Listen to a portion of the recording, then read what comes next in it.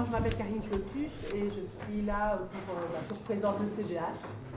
Donc j'ai apprécié effectivement le premier intervenant qui a parlé de humanisme.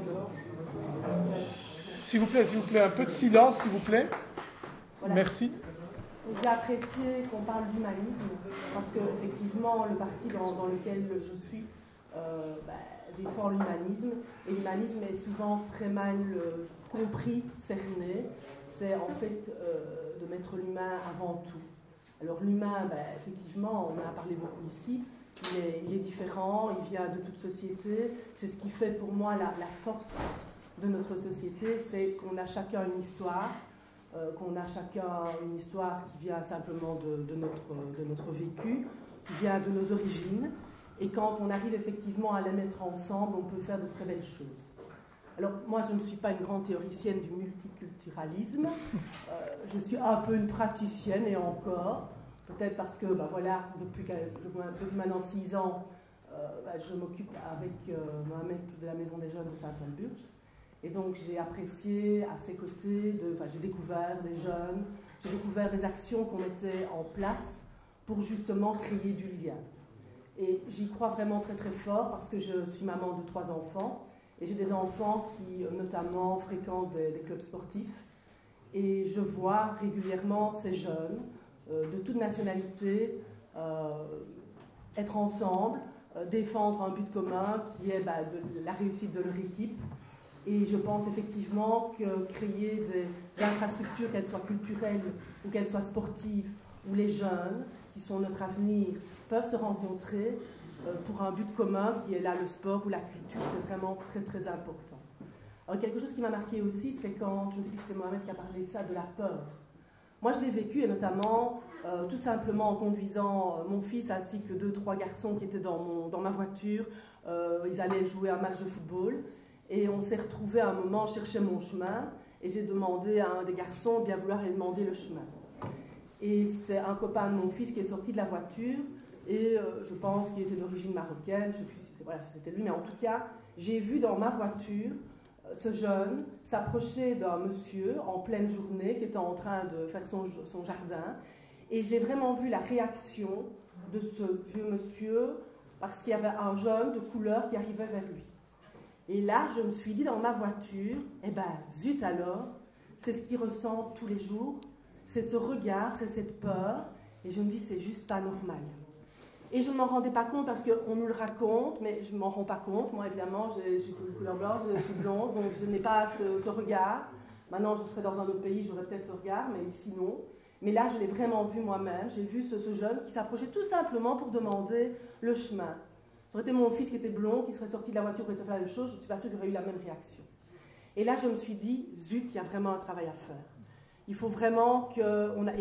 Et ce travail, c'est quoi? C'est apprendre à se connaître, comme on l'a dit tout à l'heure. C'est que le vieux monsieur, quelque part, apprenne à connaître ce jeune et qu'il se rende compte que tout simplement, il venait lui demander le chemin et qu'il n'y a pas de problème. Ce n'est pas parce qu'on est d'une couleur différente qu'il y a un problème. Et ça, effectivement, je suis tout à fait d'accord. Comme politique, on a vraiment une très grande responsabilité. On doit vraiment être là pour mettre un cadre. On ne fera pas les choses à la place des personnes, mais on doit être là pour leur mettre à la disposition des moyens pour permettre aux gens, dans les quartiers, parce que je crois que ça commence dans les quartiers, pour apprendre à se connaître. Alors j'ai parlé d'infrastructures sportives, il y a les infrastructures culturelles, il y a les maisons des jeunes, il y a tout simplement une plaine de jeux bien aménagée, des fêtes de quartier, où on apprend à connaître les autres, où on peut partager des repas, chacun fait un pas à la rigueur de sa propre culture. Voilà. Donc oui, je suis vraiment convaincue par le travail et la responsabilité qu'on a à ce niveau-là. Merci. Je parle un peu de Merci, je vous en prie. Marie, voilà, Marie-Jeanne, à toi la parole. Ok. Bonsoir tout le monde. Je m'excuse d'être arrivée en retard. Vraiment, je remercie Abder d'avoir insisté pour que je puisse être parmi vous ce soir. Donc moi, je suis Marie-Jeanne Omari. Je suis une candidate sur la liste du Parti socialiste. Je suis une conseillère communale sortante. Et ce sujet m'intéresse beaucoup puisque je suis sociologue de formation et j'ai une longue expérience dans le domaine de l'intégration, et je suis bien d'accord que l'intégration, quand on parle de l'intégration de personnes d'origine étrangère ou des personnes étrangères, ça fait souvent mal parce qu'il s'agit plutôt de l'insertion des personnes, comme tout le monde, de l'insertion des personnes dans un système, selon ma vision.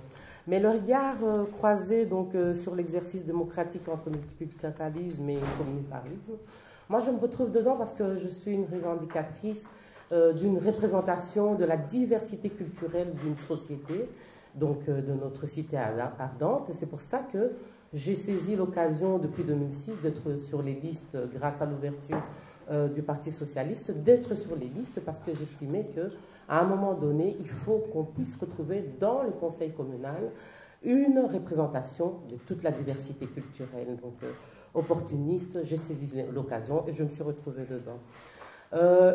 Peut-être parce que je suis arrivée en retard, il y a un terme aussi que j'aime beaucoup, c'est l'interculturalité. Parce que multiculturalisme, oui, les sociétés, enfin les communautés, les cultures les unes à côté des autres, comme l'a bien décrit monsieur. Le communautarisme, oui, souvent on nous dit, on nous met sur les listes parce que nous avons telle couleur, nous venons colorier les listes, mais moi, personnellement, je ne le pense pas. Avec cet opportunisme que j'ai saisi, je pense que j'agis et que j'avance avec la société liégeoise. Mais j'ai toujours besoin de pouvoir me reconnaître aussi dans ma communauté de départ, parce que je pense que nous avons plusieurs identités et que si je ne reconnais pas mon identité d'africaine, je suis quelquefois un peu gênée quand j'entends des Marocains m'appeler africaine alors qu'on fait tous partie de l'Afrique. Mais bon, soit c'est une manière de ne pas dire black, noir, mais je pense qu'on ne doit pas nier nos communautés de départ, on en a besoin. Et moi, ici à Liège, je partage beaucoup de choses avec la communauté subsaharienne. Et j'espère qu'on fera à l'avenir aussi beaucoup de ponts avec les sociétés venues d'ailleurs aussi. Voilà. Merci Marie-Jeanne.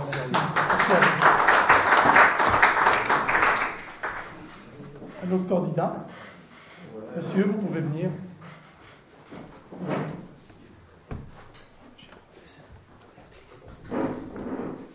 Bonsoir à tous. Rapidement, donc je m'appelle Rafik Rassa, je suis candidat sur la liste PTB en tant que tête de liste à la province et je suis aussi sur les listes au niveau communal.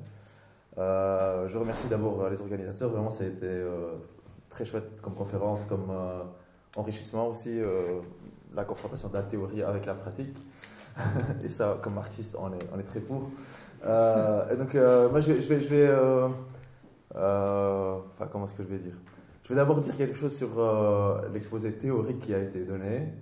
Je me retrouve en partie dans l'anthropos dont vous avez parlé, mais alors je voudrais plus insister sur l'aspect social qu'on n'avait pas, à mon goût, suffisamment creusé, parce que dans cet aspect social, je pense que ça s'est vu dans l'intervention, la deuxième de M. Amra.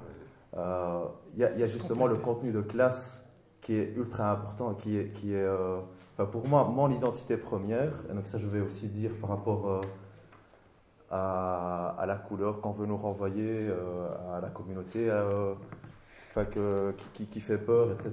Moi, ma première identité, c'est je suis travailleur. Ça, c'est ma première identité, c'est mon identité de classe. Et ça, je trouve que c'est parfois inaudible, malheureusement, dans le débat, mais je pense que nos sociétés aujourd'hui, globalisées, elles sont construites avec ces identités de classe qui sont fortes et qu'on a tendance à effacer à cause justement des conflits civilisationnels qu'on veut nous vendre. Mais les conflits civilisationnels dont on parle, en fait, c'est des conflits principalement économiques. Les guerres dont on a parlé, les guerres en Syrie, les guerres en Libye, les guerres en Irak, c'est des guerres d'abord économiques. Et c'est aussi un conflit de classe à l'échelle internationale. C'est un conflit entre des systèmes, enfin des sociétés industrialisées capitalistes qui détiennent le pouvoir économique sur des sociétés qui sont encore en développement et qui sont encore exploitées. Ça, c'est à l'échelle mondiale. À l'échelle de la Belgique et même de Liège, c'est aussi un conflit de classe. Finalement, les travailleurs d'origine immigrée ou les travailleurs immigrés, c'est aussi j'aimais bien le terme, une sous-classe des travailleurs, vraiment. Parce que non seulement ils sont exploités en tant que travailleurs, mais ensuite ils le sont une seconde fois parce qu'ils sont discriminés. Et donc il y a une double lutte pour moi à mener. D'abord, construire une identité de classe qui unifie les travailleurs belges et immigrés. Et puis ensuite, comment est-ce qu'on l'a construit cette identité? C'est dans la lutte. Hein, et ça, aujourd'hui, on a fait grève avec, avec les syndicats pour défendre nos pensions. Et donc c'est dans la lutte qu'on a construit cette unité. Et ensuite, c'est aussi en luttant contre les discriminations tous ensemble. Merci beaucoup.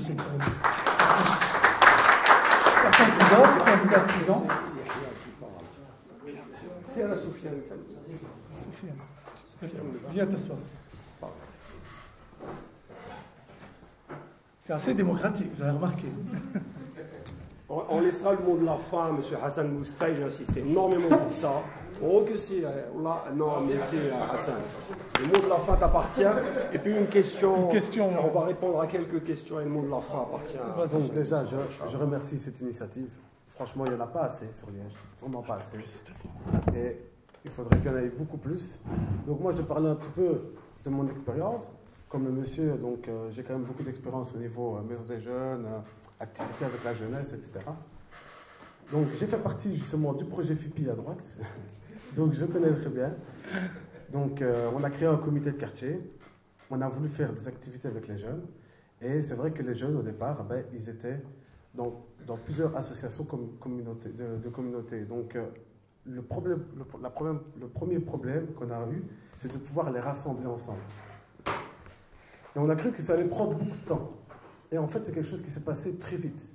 Parce qu'au niveau de l'identité, en fait, le fait de se représenter comme jeune de Brest-Droax avait beaucoup plus d'impact qu'être juste uniquement dans une association de couleur noire, maghrébine ou arménienne. Enfin, il y avait plusieurs pays différents qui étaient associés justement à des ASBL. Et ils ont préféré s'unir ensemble pour défendre justement les couleurs de Brest-Droax au mini-foot. Et en fait, c'est ça que je trouve au niveau de l'identité qui était très forte, c'est qu'en fait, on se revendique belge, des fois sans le savoir.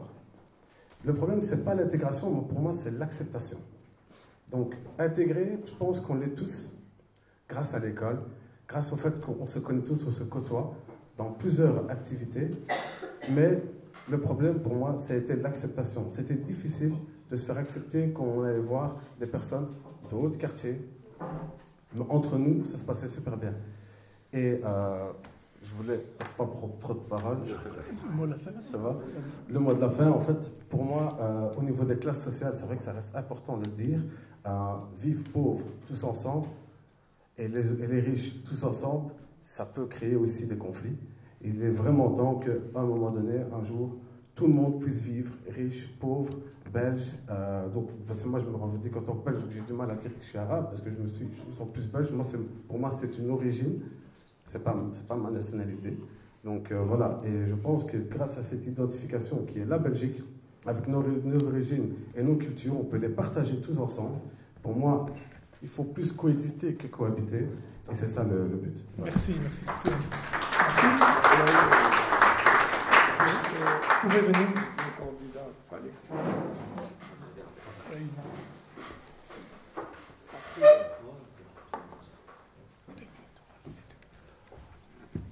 Bonsoir à tous. Donc, je m'appelle Yaya Yayaoui, je suis sur les listes communales PS. Merci à Bader et Faisal pour l'initiative. Je crois que réunir la théorie et la pratique dans une conférence, c'est rare. Voilà. Moi, je travaille dans le domaine de l'intégration comme Marie-Jeanne et je suis confronté souvent à la question de l'interculturalité et la question de l'intégration des personnes étrangères de façon générale et surtout les jeunes. Et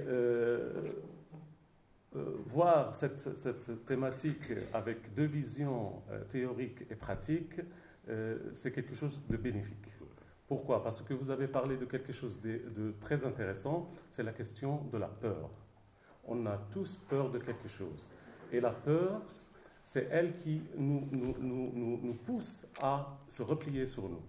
Donc, il faut ouvrir le débat, essayer de trouver plus d'espace pour discuter, et même des espaces entre partis politiques, parce que même les partis politiques, chaque parti essaye de défendre ses intérêts d'une manière ou d'une autre, mais je crois que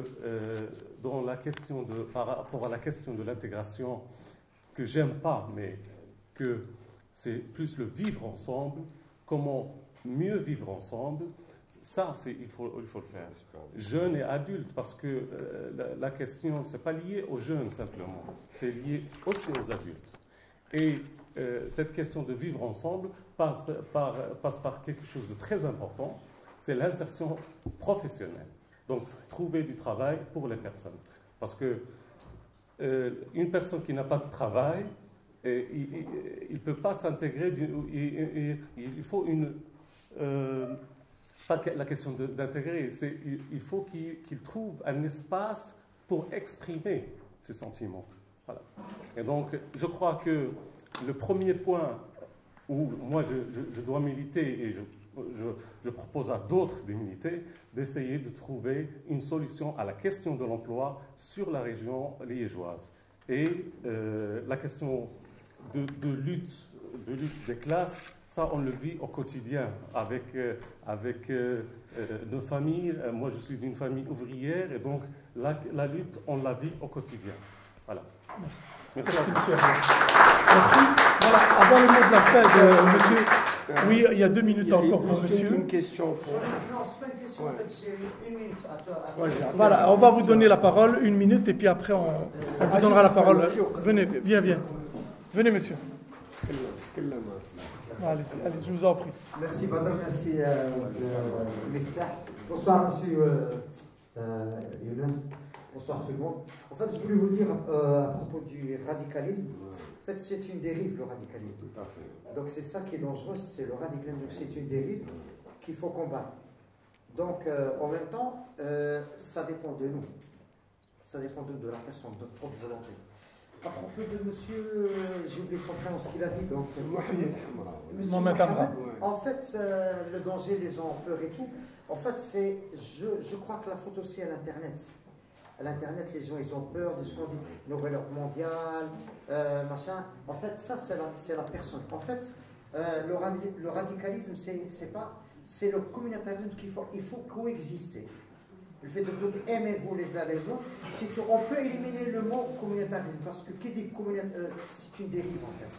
C'est ça le danger en fait que je voulais préciser.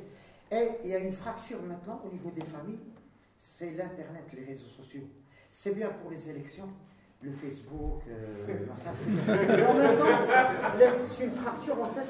Les familles, je remarque quand vous entrez dans une maison, le frère qui ne parle pas à sa sœur, le père qui ne parle pas, et ça c'est une dérive très dangereuse. C'est tout ce que je voulais dire. En fait, et que tout dépend de nous. Par exemple, la peur de l'autre, c'est nous. Chaque personne prouve à l'autre qu'on peut coexister. Pas cohabiter, coexister. Pacifiquement, je crois qu'on peut y arriver. Voilà. Merci beaucoup.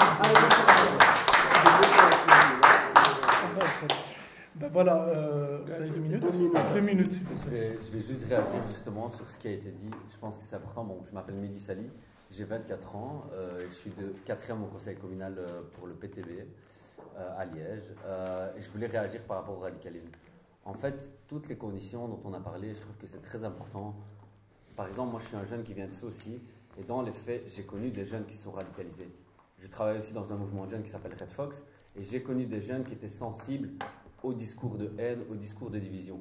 Et pourquoi ils étaient sensibles? Et c'était ça qu'il fallait souligner. Pourquoi ils étaient sensibles à ce discours? Parce qu'ils avaient un dégoût de notre société. Un dégoût de notre société sur la question qu'ils n'avaient pas de logement, la question qu'ils n'avaient pas d'emploi, la question de la pauvreté, la question aussi de ne pas se sentir intégré aussi à aucun moment donné. J'aime pas dire le mot intégration, c'est vrai, mais je pense que c'est aussi une vraie question. En fait, dans les faits, beaucoup de jeunes aujourd'hui, ils ne se sentent pas acceptés. Mais ce n'est pas dû justement à une question individuelle. Ça, je ne suis pas d'accord. Tantôt, tu l'as mentionné, Faisal, en fait, c'est Samuel Huntington qui a écrit Le choc des civilisations. Ce choc des civilisations qui a été théorisé, en fait, après, ça a été repris par toute une série de courants mainstream, de courants politiques dominants qui ont instigé chez les gens une division.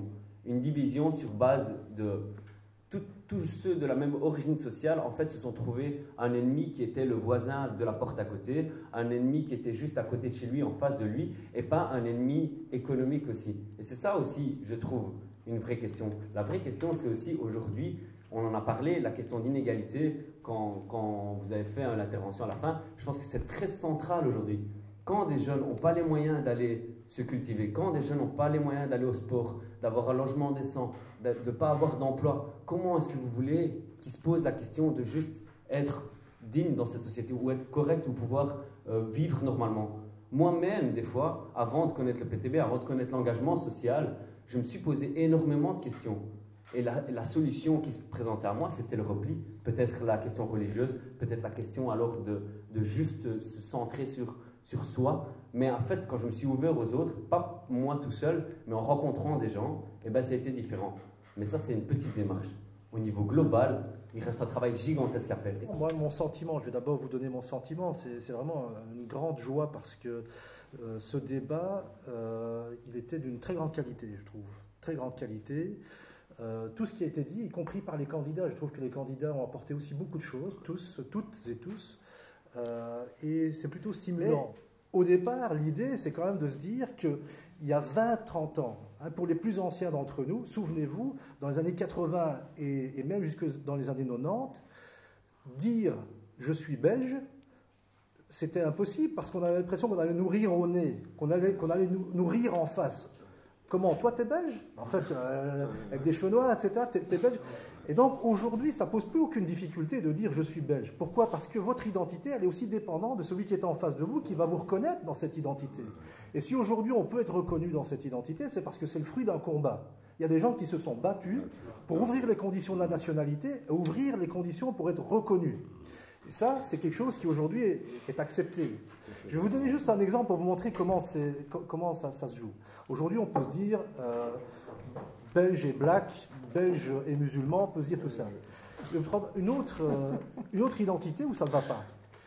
Se dire black wallon, ça ne fonctionne pas. Ça fait sourire. Pourquoi? Parce que si on dit black wallon, c'est une transgression. Ce n'est pas une transgression juridique, c'est une transgression symbolique. Un musulman wallon ou un djihadiste wallon, ça fait rire. Hein? Or, il n'y a pas de raison pour lesquelles ces catégories-là ne fonctionneraient pas. Mais je termine. C'est une société multiraciale. Je termine. Donc, tout ça est le fruit d'ouverture, parce que ce qui est construit socialement, on peut le déconstruire et le reconstruire autrement.